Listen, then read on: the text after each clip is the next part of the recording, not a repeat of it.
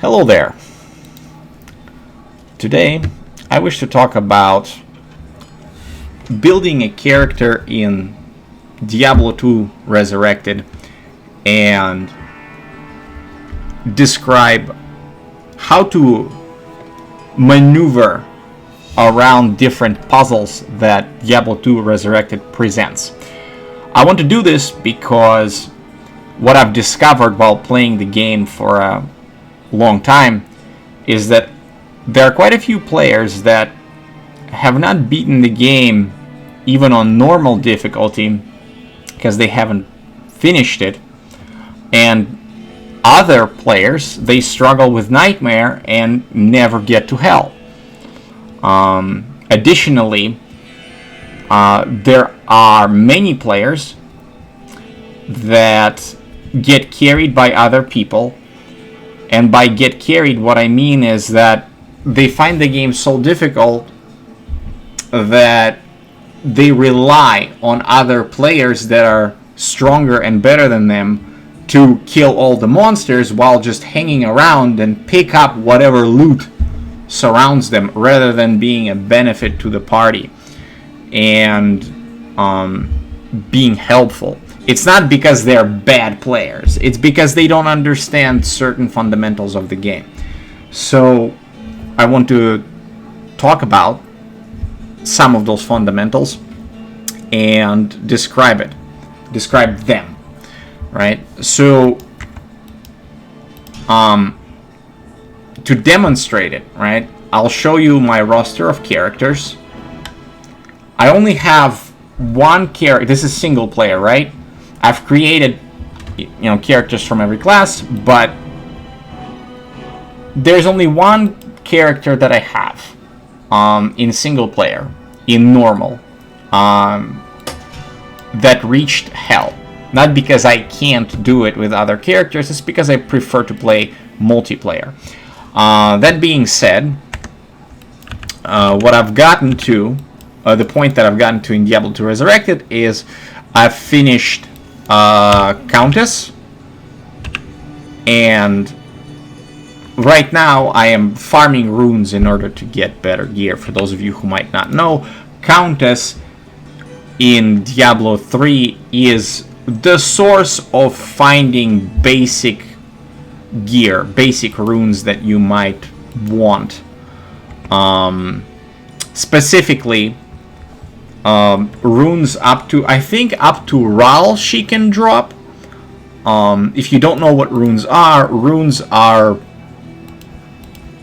these little thingies, items that are dropped from all over the place, and you can combine them to make powerful rune words, right? For your characters. So in terms of the character to play, you can beat the game with any class, obviously. And I've picked Assassin on one hand because typically I play a Sorceress or a Paladin because they're much easier. But in this case, I decided to do it with an underdog kind of a character. The first idea, or not an idea, but the first building block of a character is a well thought out selected path, right? And in Diablo II Resurrected, one of the important bits, if you will, is to be frugal with spending your attribute points and skill points. Typically, you spend your attributes on gear in a way that's only enough for you to wear your gear that you need.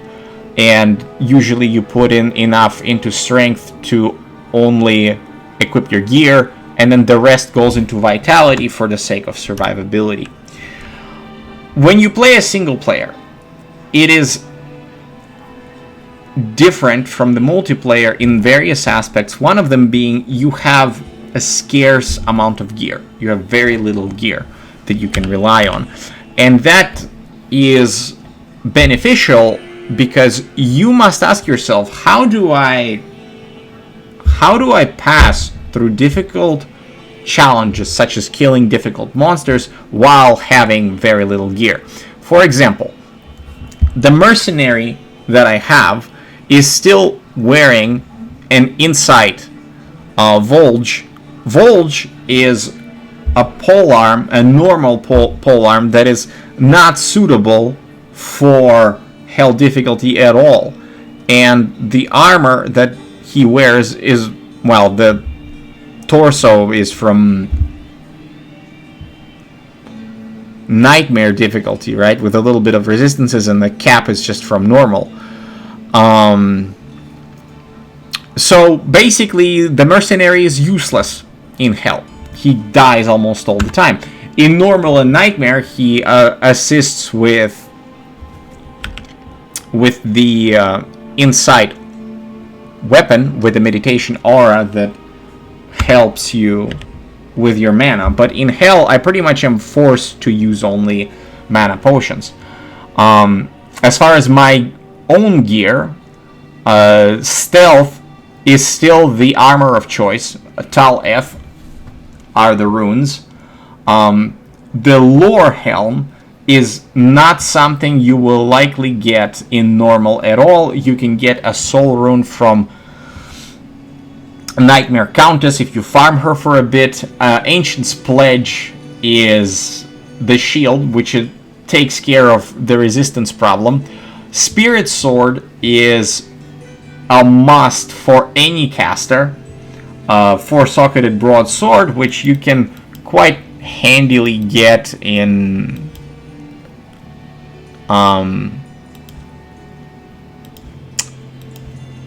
the nightmare difficulty, right? If you're lucky enough, you can get a regular broadsword in Act 5 from a level 26 plus monster, and then socket it at Larzuk at Act 5, and then get 4 sockets. Amrune, if I'm not mistaken, it can be acquired from merging together 3 Thule runes. Let me see here. Tal rune is 7. Oh wait, never mind. Tal is 17. Do I have another Thule? Thule is 23. Amn is 25. Right. Amn is 25. Thule is 23. So if you get 3 Thule runes, you can find yourself an Amn rune. But basically, if you look at what I have, I still have a Magic Find ring, 2 Magic Find rings from normal, and a Magic Find amulet from Nightmare. I'd say as long as you have Ancient's Pledge, Stealth, and Spirit, you're good to go. I was lucky enough to get resistance boots and a belt with decent resistances, but really, in order to progress through hell, what you want is to take care of the resistance issues that will arise for your character as you progress, and then you need to be able to use your skills well. For just about any character, any class, what you want is, what you need is to focus on a particular skill tree, a particular skill, and then channel that skill in order to defeat your opponents. By the time you approach the end of Nightmare difficulty, the immunity problem will start to arise. You become aware, or you might become aware of the immunity problem in Act 2, or in Act 1, called Plains, which is the second area you unlock, or not unlock, you enter. There's a monster called Bishibosh, and Bishibosh is immune to fire.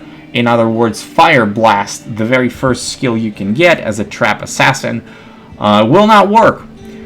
And if you think about it and you realize that, well, If I want to be able to defeat my opponents, I need to be able to deal at least 2 elements worth of damage. And for a trap assassin, you focus on, in normal difficulty at least, Wake of Fire, or my skill of choice is Wake of Fire, and Lightning Sentry. Eventually, as you progress, you move into Death Sentry and maybe Wake of Inferno, because single target damage of Wake of Inferno is higher than that of the Wake of Fire.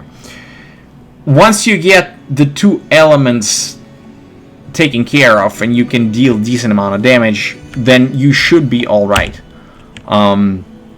Additionally, for an assassin, Death Sentry, the reason why Death Sentry is so strong is because Corpse Explosion as a skill, if there's a corpse that you killed, right, and let's say you have an enemy that is immune to lightning, Corpse Explosion inside of a pile of enemies is going to take care of the lightning immune monsters, right?